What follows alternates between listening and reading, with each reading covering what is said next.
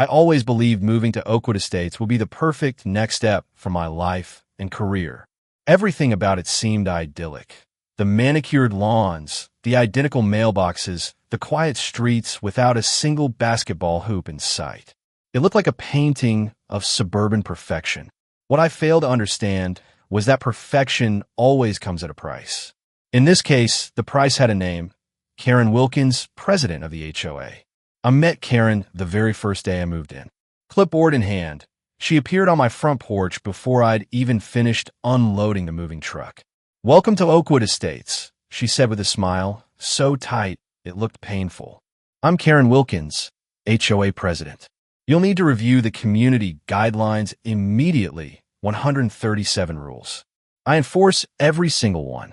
She handed me a binder so heavy I nearly dropped it.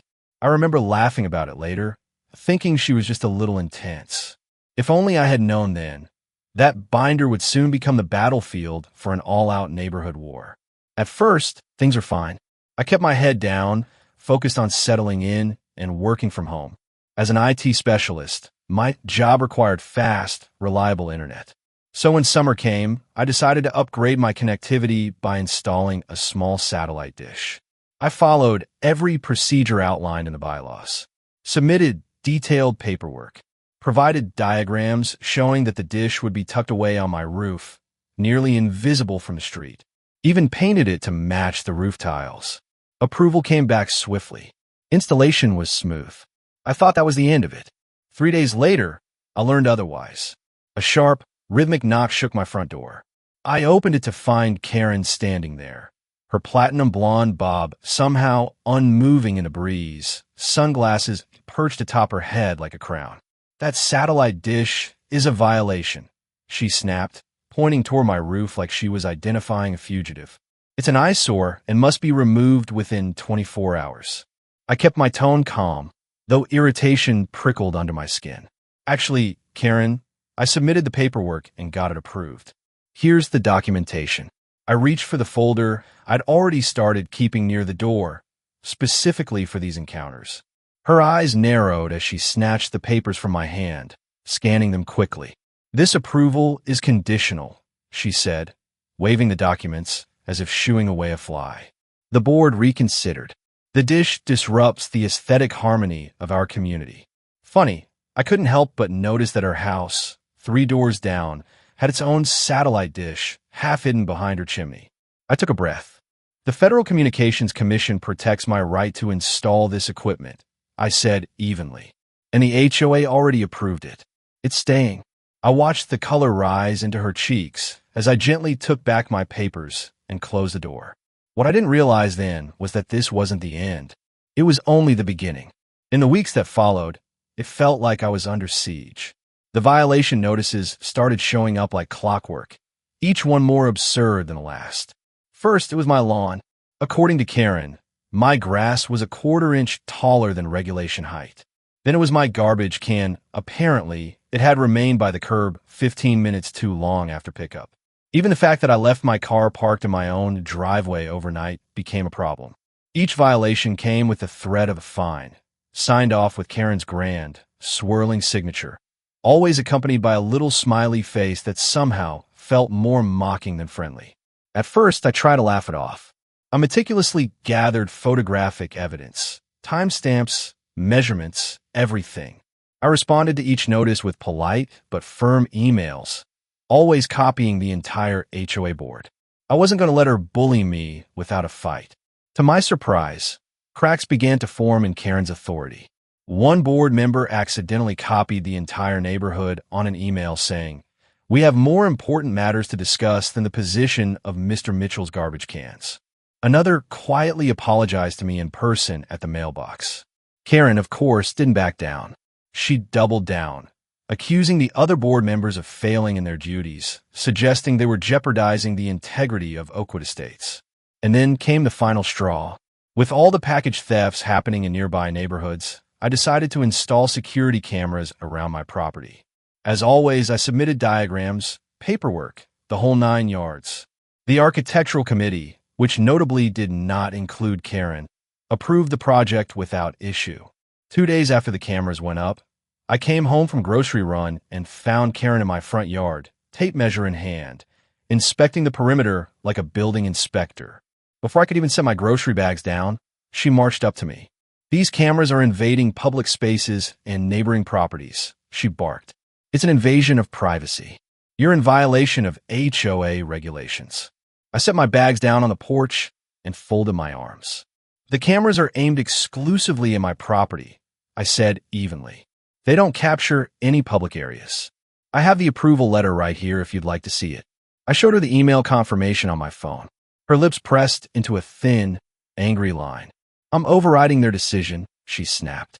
"Those cameras come down by tomorrow morning, or you'll be fined $500 per day." And with that, she spun around, almost tripping over a sprinkler head in her haste, and stormed back across my lawn. That night, I sat on my couch, reviewing the first footage from my new security system. Mostly squirrels, the occasional delivery truck. But around 3 o'clock that afternoon, right before I'd arrived home, something caught my eye. A figure moving suspiciously near the side of my house. Zooming in, I nearly dropped my phone. It was Karen, and she was holding a spray can, standing on tiptoes, trying and failing to deface my satellite dish. I froze, heart pounding. This wasn't about rules anymore. This was personal. I sat there for a long time, staring at the footage. Seeing Karen, the president of our HOA, sneaking around my property with a spray can was surreal. I knew I couldn't just let it slide. The next morning, I composed a carefully worded email to the HOA board. I attached the footage, along with a polite but firm explanation that I was being targeted and harassed by their president. I wasn't expecting miracles, but I figured at least they'd have to take it seriously now. Their response arrived that evening. It was predictably disappointing. A short note urging me to work it out neighbor to neighbor, and a reminder that we are all part of the same community. No action, no consequences. It was painfully clear, even if some board members privately disliked Karen, none of them had the spine to stand up to her. I should have been angry. Instead, I felt something colder settle in, resolve. 2 days later, I visited my parents out of town for the weekend. When I returned Sunday evening, something immediately fell off.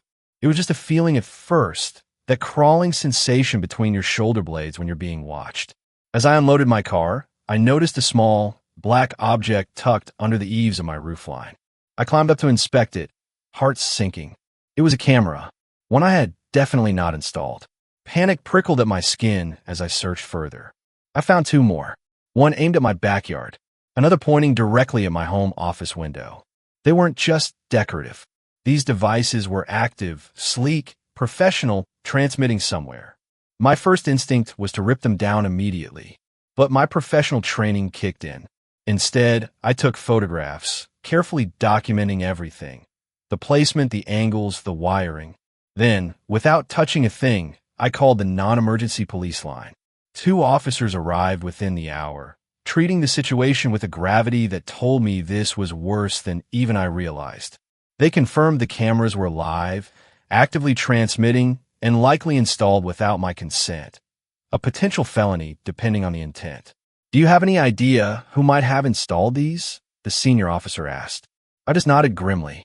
"I might have something that could help," I said, leading them inside. We pulled up the footage from my own approved security cameras. And there, in crisp HD, was Karen, creeping across my property, toolbox in hand, methodically setting up her hidden surveillance system. The officers exchanged glances. "We'll need a copy of this," one of them said. "This isn't just an HOA problem anymore." Just as they were finishing up the paperwork on my kitchen table, headlights swung into my driveway. I peered through the window. It was Karen. Clipboard clutched to her chest like a shield. She had no idea the police were here. Yet, the timing couldn't have been better. Karen was marching up my driveway, clipboard in hand, ready, no doubt, to slap me with another fabricated violation. The senior officer stepped outside to intercept her. "Ma'am, are you Karen Wilkins?" he asked, his voice neutral but firm. Karen straightened, her tight smile barely disguising the unease creeping into her eyes. "Yes, I'm the HOA president. Is there a problem, officer?" He nodded. "We're investigating the unauthorized installation of surveillance equipment on this property." Would you happen to know anything about that?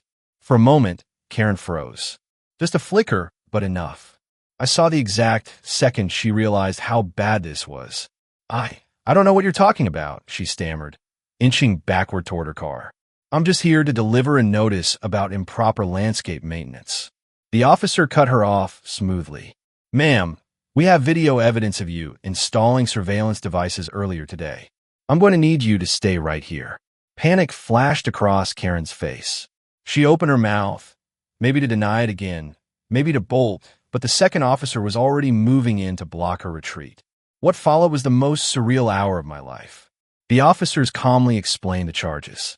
Criminal trespassing, invasion of privacy, illegal surveillance. Karen cycled through every excuse imaginable. First, she insisted it was her right as HOA president to monitor potential violations.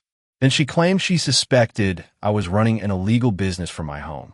Finally, broken and desperate, she admitted she was simply tired of people disrespecting her authority. It was bizarre watching the transformation. The queen bee of Oakwood Estates reduced to a stammering wreck under the cold light of reality. The junior officer eventually placed her under arrest. As they led her toward the police cruiser, neighbors began to emerge, drawn by the flashing lights, the commotion, the unbelievable spectacle unfolding on our quiet street. Phones appeared. Voices whispered. Some openly filmed. Karen turned crimson, her face a twisted mask of rage, humiliation, and disbelief. This is a mistake, she cried, struggling uselessly against the inevitable. I was just doing my job. Tell them. Somebody tell them. Nobody did. In fact, I saw several people who had once cowered under her reign now openly smiling, phones in hand, documenting her downfall. I stood silently on my porch, arms crossed, watching it all. It was over. At least I thought it was. But the fallout had only just begun. The neighborhood group chat exploded that night. Someone had filmed the entire scene. Karen's arrest, her stunned expression, her desperate protests, and shared it within minutes. By morning, the video had circulated to almost every mailbox in Oakwood Estates. Karen Wilkins, once untouchable queen of the HOA, was now the cautionary tale everyone whispered about. I woke up to an email from the HOA vice president. It was short but heavy with significance. Following an emergency board meeting, Karen Wilkins has been unanimously removed from her position as HOA president and suspended from all board activities pending the outcome of her legal case.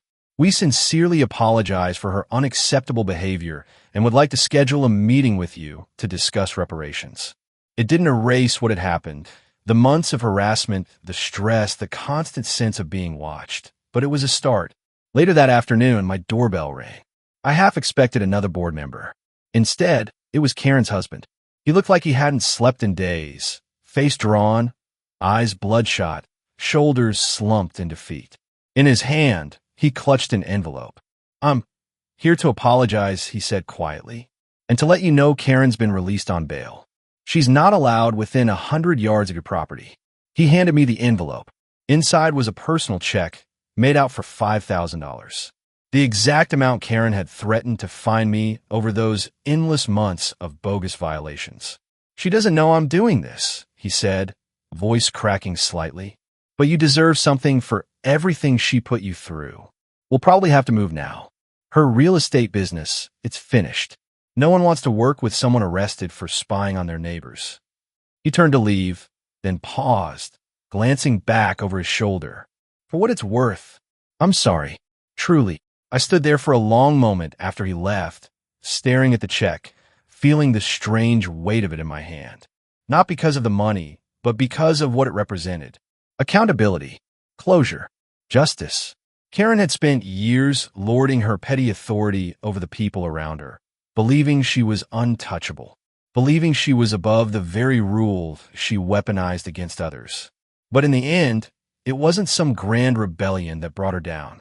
It was her own arrogance, her inability to see that when you push people long enough, when you cross enough lines, eventually someone pushes back.